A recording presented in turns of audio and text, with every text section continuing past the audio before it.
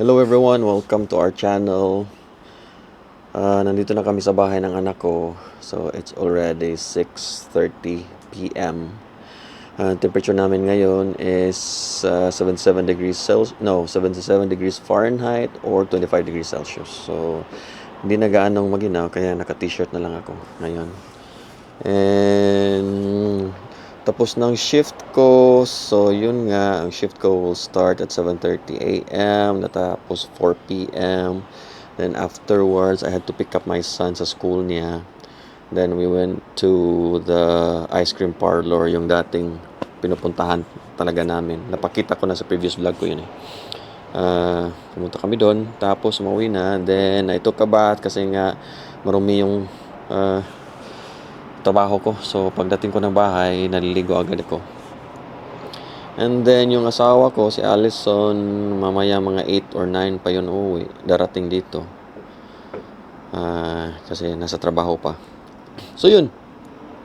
I finally filed my resignation letter kanina. Then I sent it via email. Kasi dito, pag na-hire ka, you will be assigned an official email address mo. So, under sa website ng organization. So, yun. And I sent it through email sa supervisor at saka manager ko. Pero, before ako nag-send ng email, I talked to them first. First sa supervisor ko, and then sa manager ko, and then I explained na we are relocating to another state and it's a family decision. May pamilya kami doon, putar kang pamilya. So they were appreciative na I talked to them first and filed for resignation way before sa official resignation date. 6 weeks. So I filed a 6 weeks notice. Kasi usually 2 weeks notice lang naman, di ba? So I filed 6 weeks notice para may time pa sila, ample time na makapaghanap ng pangpalit sa akin. Kasi nga dito sa lugar namin, konti lang yung lab scientist or lab technologists dito. So kaya malayo pa nagbigay na ako ng resignation letter kasi may time sila nga makahanap ng palit sa akin. So yun nga, and they were supportive naman. They were understanding naman kasi nga it's a family decision. Hindi naman yung reason na umalis ko doon kasi may conflict ako sa mga co-workers or hindi ko gusto yung pinagtatrabahoan ko. Actually, I like the lab that I am working right now. I'm working in right now. So, pero yun nga, sinabi ko sa kanila na personal, and pag ganun dito, hindi sila magagalit kasi nga family decision yun. And yun nga, they appreciate na malayo pa. And then nanghinayang sila. Sabi nila nanghinayang sila kasi they like me as a worker there. But then again, I had to leave.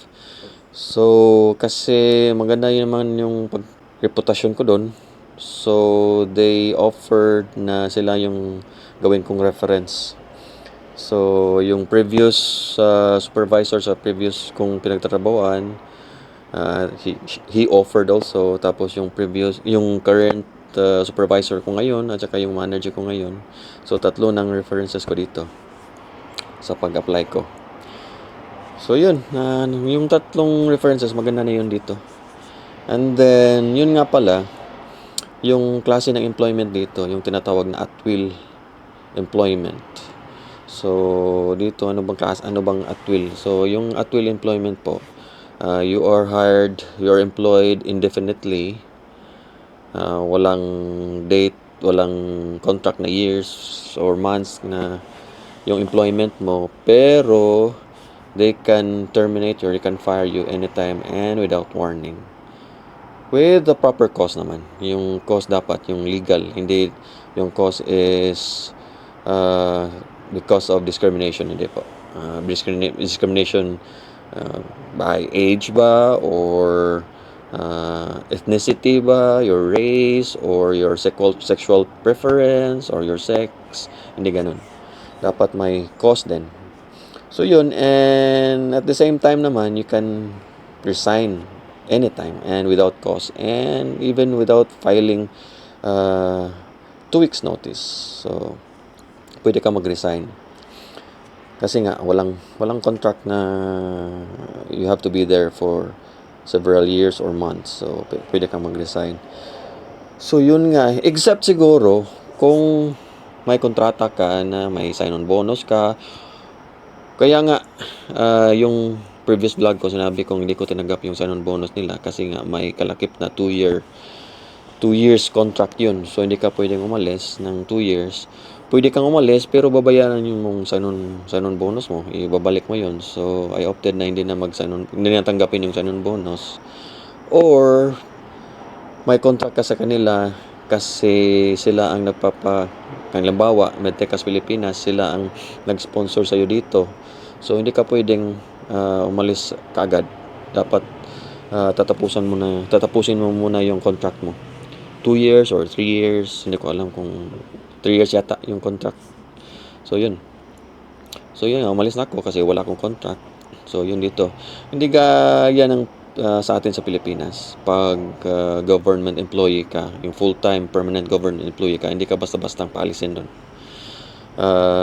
Pag may nagawa kang hindi maganda, i-investigate muna. First, suspend muna, mga ganun. Marami pang pagdadaanan before ka ma-terminate sa employment mo doon sa Pilipinas. Pag nasa government facility ka, organization, or yun. Kalimitan mga at will ang mga employment dito. So yun, and yun nga pala, I applied na in 2 laboratories in Washington State. And yung isa nag-schedule na ng ang tawag interview in a few days, and it's a panel interview through Microsoft Teams. So 3 yata or 4 ang mag-interview sa akin. And hopefully it will go well and it will go smoothly, and hopefully I will get accepted. Fingers crossed. Sana matanggap ako. And may dalawa pa akong tinitingnan na pag-applyan, pero hindi ko muna pinag-applyan kasi may nag-apply muna ako sa dalawa. Yung gusto ko talagang pagtatrabahuan, and baka rin magsabay-sabay yung pag-interview. So yung muna, yung dalawa. Yung isa hindi pa nagbigay ng reply, pero yung isa, yun nga, may interview na ako. So yun nga, medyo busy kami ngayon kasi yung mga affairs namin dito, we have to settle it. Yung mga address, yung mga gamit namin, pinagbibili na namin. Initially, we planned to bring all our furnitures and appliances.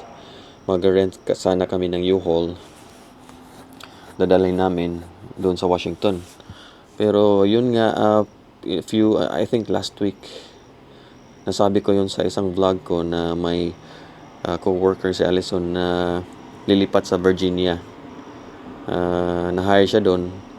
So he will bring all his appliances and furnitures.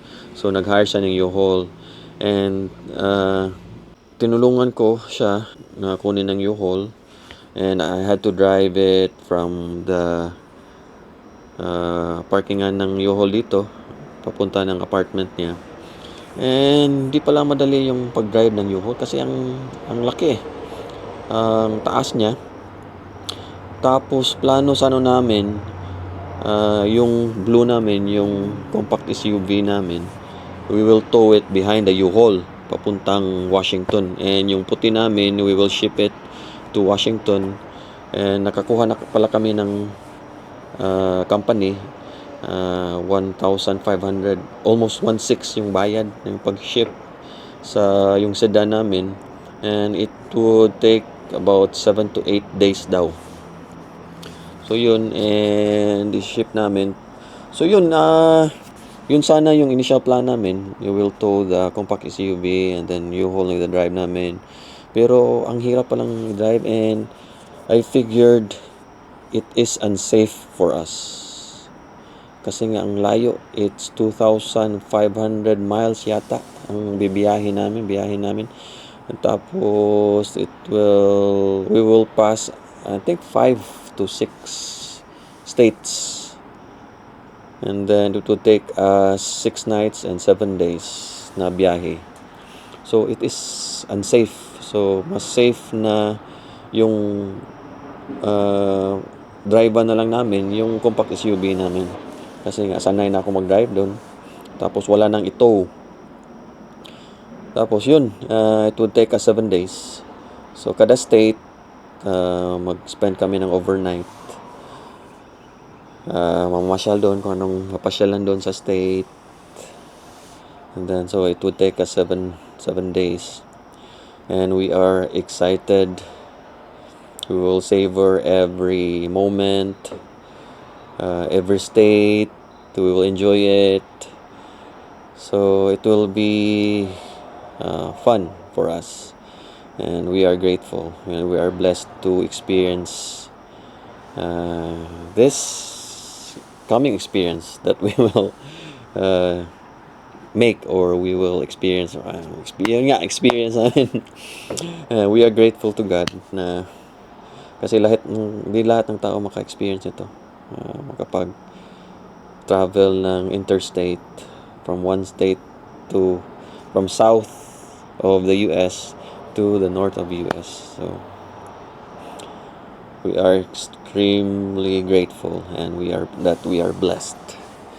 Naka-inter-country ng drive na kami, doon sa Canada to Washington. Ngayon naman, interstate drive naman from southern state dito sa US pamuntang northern state dito sa US din. So we are excited talaga. So yun. At the same time, we are anxious kasi hindi basta-bastang biyahe na yun, kalayo. So yun, dito pala, it's ang color dito green na sa environment kasi it's springtime na.